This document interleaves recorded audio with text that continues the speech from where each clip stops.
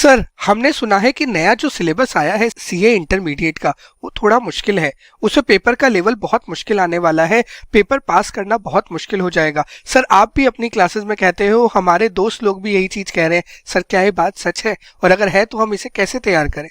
ये मेरे से ना एक बच्चे ने पूछा। अभी मैं क्लास ले रहा था, कुछ दिन पहले की बात है, 2-3 दिन पहले की बात है। तब उनका ये सवाल आया कि सर कैसे किया जाए। तो मैंने सोचा क्यों ना मैं आपसे एक ऐसी चीज शेयर करूं कि आपको मई 24 का एडवांस अकाउंटिंग का पेपर जब आप देखें सीए इंटरमीडिएट का, तो आपको बिल्कुल बच्चा सा पेपर लगे और आप आराम से उसे पास कर जाएं। तो मैंने कहा चलो ठीक है, एक छोटी सी वीडियो बनाई जाए इसी बात पे। तो आज मैं आपसे डिस्कस करूंगा कि किस तरीके से आप मई 24 के अंदर जो एडवांस अकाउंटिंग का पेपर होगा उसको बहुत अच्छे तरीके से कैसे प्रिपेयर करेंगे, किस तरीके से पेपर को अप्रोच करेंगे और क्यों हमें ऐसा लगता है कि जी पेपर मुश्किल हो सकता है। ठीक है, चलिए, वीडियो बहुत इंपॉर्टेंट है, लास्ट तक जरूर देखिएगा और दोस्तों से भी शेयर जरूर कर दीजिएगा। ठीक है, चलिए शुरू करते हैं। बात करते हैं कि how to prepare CA intermediate advance accounting for May 24। देखिए, सबसे पहले मैं आपको इस बात का जवाब देता हूं कि क्यों ऐसा लगता है बच्चों को कि पेपर मुश्किल आने वाला है। क्यों मैं भी ये कहता हूं कि इस बार पेपर हो सकता है मई 24 में आपको थोड़ा सा टिपिकल मिले, टेक्निकल मिले। उसका रीजन आईसीआई के स्टडी मटेरियल से ही निकाल के देता हूं। देखो, ये आईसीआई के स्टडी मटेरियल का स्क्रीनशॉट है। पॉइंट नंबर 4 में जो कलर पार्ट है वो देखो। आईसीआई कह रहा है they want you to understand, they want you student to understand the application. वो ये नहीं चाहता कि आपको बस ये पता हो कि जी a+b=c है। वो ये नहीं चाहता कि आपको पता है कि AS2 में भैया इन्वेंट्री के 2 मेथड है वैल्यूएशन करने के, या AS10 के अंदर पीपीई को वैल्यू करने के लिए या वैल्यूज निकालने के लिए 2 मेथड है। वो ये नहीं चाहता कि आपको पता हो, वो चाहता है कि उसे कैसे अप्लाई करेंगे ये आपको पता हो, ताकि वो क्या कर सके। मार्क करिएगा words, test understanding of the concept as provision as well as the ability to apply the concept. 2 चीजें, एक तो वो ये टेस्ट कर सके कि आपको आता है नहीं आता, और दूसरा कि आप उसे अप्लाई कर पाओगे नहीं कर पाओगे। तो कहीं ना कहीं यहां से ये चीज तो बहुत क्लियर है कि पेपर एप्लीकेशन ओरिएंटेड होगा। तो हर वो छोटे से छोटा कंसेप्ट जो आपने पढ़ा होगा वो आपसे पेपर में पूछा जा सकता है, उसकी एप्लीकेशन पेपर में पूछी जा सकती है। तो आपकी कंसेप्चुअल अंडरस्टैंडिंग बहुत स्ट्रांग होनी चाहिए। अब बच्चा क्या करता है, बच्चा कंसेप्ट को पढ़ता है, पता है उसे, बट एप्लीकेशन नहीं आती उसे। और जब तक एप्लीकेशन नहीं आएगी भैया पेपर पास करना मुश्किल है। इसीलिए मैं हमेशा क्लास में ही कह रहा हूं कि पेपर मुश्किल होगा, कंसेप्ट को बहुत अच्छे तरीके से समझो। एक पॉइंट ये। दूसरा, बच्चों ने मुझे ये भी कहा कि सर अब तो एमसीक्यूज है, 30 नंबर का होगा, पेपर पास करना आसान हो जाएगा। भाई रुको, देखो जरा एमसीक्यू किस तरीके के हैं। एमसीक्यू अगर आप देखोगे तो एमसीक्यू कैसे हैं, केस बेस एमसीक्यूज हैं। और वो भी ऐसा नहीं है कि बस कुछ भी उठा के चिपका देंगे। देखो, all case base MCQs would be application oriented, ताकि देखा जा सके कि आपकी एप्लीकेशन स्किल्स कैसी है, एनालिटिकल स्किल्स कैसी है।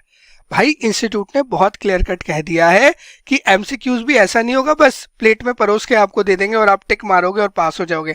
ऐसा नहीं होगा, मेहनत करनी पड़ेगी, एक एक कंसेप्ट को थॉरोली समझना पड़ेगा, तभी एमसीक्यूज भी बनेंगे। और अगर एमसीक्यूज नहीं बना पाए तो 100 में से 30 नंबर तो पहले ही खत्म हो गए, और 70 में कहां से 40 नंबर बना लोगे फिर।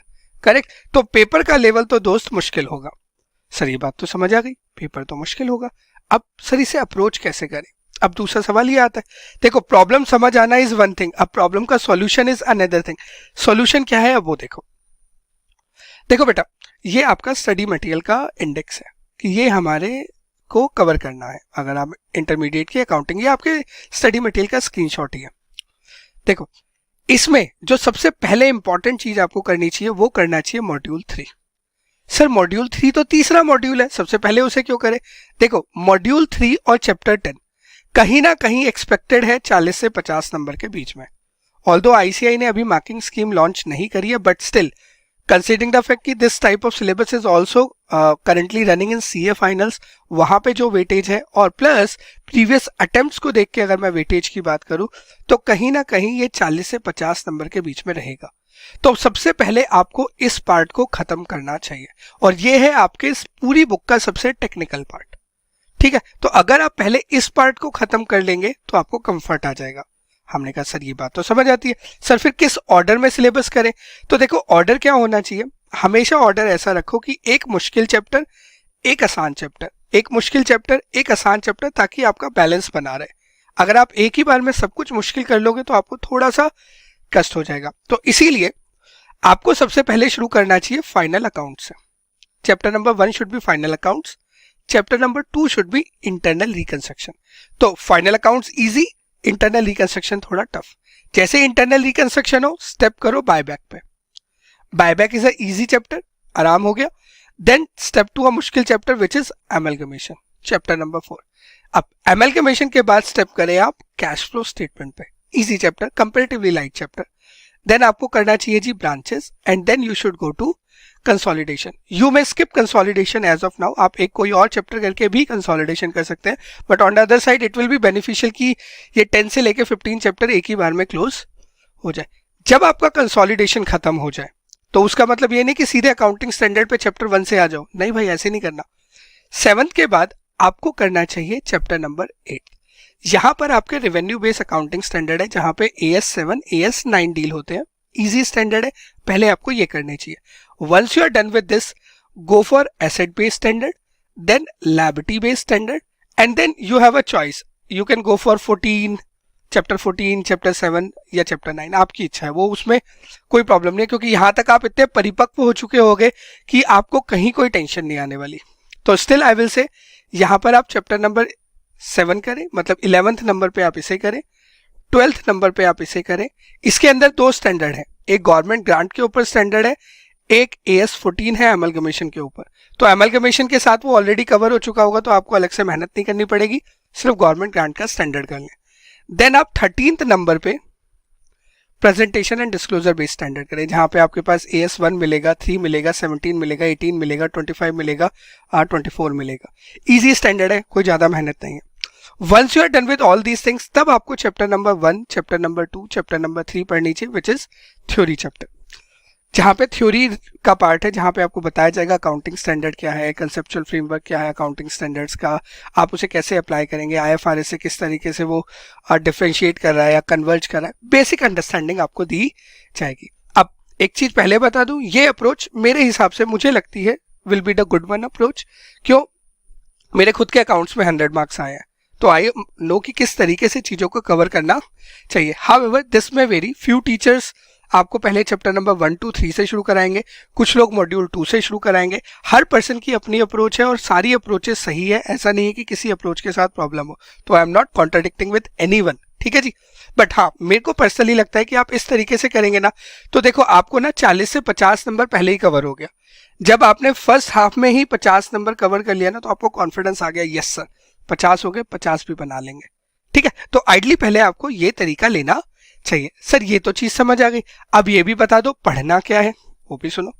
देखो, पढ़ने के लिए आपको सबसे पहले स्टडी मटेरियल रेफर करना चाहिए, जो स्टडी मटेरियल ICAI ने दिया है वो। सर क्या सिर्फ स्टडी मटेरियल करेंगे काम चल जाएगा? द आंसर इज नो, पहले बता रहा हूं। अब तक हम हमेशा ये बोलते हैं कि study material is sufficient, this time I am saying study material is not sufficient, क्योंकि स्टडी मटेरियल में उतने अच्छे क्वेश्चंस अभी, मतलब बहुत सारे अच्छे क्वेश्चंस हैं जो इंस्टीट्यूट ने ऑलरेडी पूछे हुए हैं, जो यहाँ पर नहीं है। तो प्लीज मेरी बात ध्यान से रखना, स्टडी मटेरियल सफिशिएंट नहीं है। सेकंड चीज, स्टडी मटेरियल में बहुत सारे ऐसे कंसेप्ट्स हैं जिसमें अभी भी एग्जांपल्स मिसिंग है या जिनके क्वेश्चंस मिसिंग है, तो उनको आपको बहुत अच्छे तरीके से करना होगा। जब आप क्लासेस लेंगे, कंसेप्ट पढ़ेंगे, तो वहां पे उन्हें बहुत अच्छे तरीके से कवर कीजिएगा, क्योंकि स्टडी मटेरियल में उतना कवरेज नहीं है। इसीलिए आपको साथ साथ RTP, MTPs and previous year questions को साथ में लेके चलना पड़ेगा, क्योंकि study material is not sufficient this time. बहुत क्लियर कट बता रहा हूं, आपको RTP MTP previous year question करने पड़ेंगे। हाँ, अगर आपने इतना कर लिया, बिलीव में दिस थिंग, इससे ज्यादा आपको कुछ और करने की जरूरत नहीं है। बट सर एक बात बताओ, RTP MTP previous year question कितने सालों के करें, कहां से लेकर आए? तो देखो, उसके लिए बहुत सारे मार्केट में भी क्वेश्चनर्स अवेलेबल है। हमारी परफेक्ट प्रैक्टिस बुक आती है, जिसके अंदर हमने सब चीजों को एक प्रोफेशनल और सिस्टमैटिक वे में रखा हुआ है। तो आप चाहो तो PP बुक ले लीजिए, उसके अंदर SM भी आ जाएगा, RTP भी आ जाएगा, MTP भी आ जाएगा, प्रीवियस ईयर क्वेश्चन भी आ जाएगा, कुछ भी मिसिंग नहीं है, ठीक है। तो ये तो हो गई कि कहां से पढ़ना है। अब कुछ छोटी छोटी ऐसी बातें जो बच्चा मिस कर जाता है और लास्ट में उसे प्रॉब्लम होती है।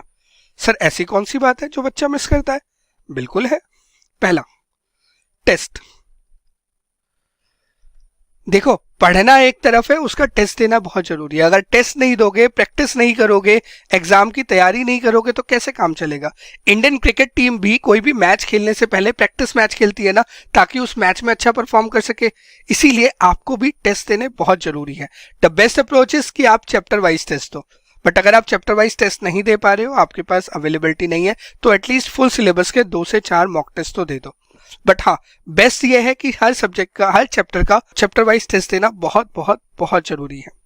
Second, continuous revisions. देखो सिलेबस बहुत बड़ा है, देख लीजिए ना खुद, छोटा सिलेबस थोड़ी ना। देखो ना, 4, 10, 15 चैप्टर है भाई, नहीं रिवाइज करोगे गड़बड़ हो जाएगी। तो continuous revisions revisions revisions must है।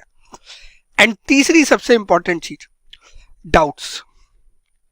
देखो आपका कभी भी डाउट हो, प्लीज क्लोज दोज डाउट, क्योंकि बहुत बार ऐसा होता है कि हमें किसी कंसेप्ट में डाउट होता है, हम उसे क्लोज नहीं करते हैं, क्लियर नहीं करवाते हैं किसी से, जाके पेपर में आ जाता है और हम उदास हो जाते हैं, डिससेटिस्फाइड हो जाते हैं, और एक क्वेश्चन भी गलत होता है ना, वो पूरे पेपर को अफेक्ट करता है, आपके थॉट प्रोसेस को अफेक्ट करता है और आपको दिक्कत होनी शुरू हो जाती है। तो इसीलिए प्लीज अपने डाउट्स को रिजॉल्व टाइमली बेसिस पे कराना। उसके लिए आप किसी कोचिंग सेंटर में भी एनरोल कर सकते हैं। हम तो हैं ही, हम हमेशा सारे doubt sessions, counselling session, test series, revision, हम सब कुछ देते हैं। बाकी आपकी इच्छा है। ठीक है जी, चलिए इस वीडियो में इतना ही रखता हूं। आई बिलीव अगर आप इतना करके जाते हैं, इससे ज्यादा आपको कुछ करने की जरूरत नहीं है। Even for 80+ marks, not even for 40 marks, even for 80+ marks. ठीक है, चलो इस वीडियो में इतना ही। अगली वीडियो में दोबारा मिलूंगा, तब तक के लिए जय श्री श्याम।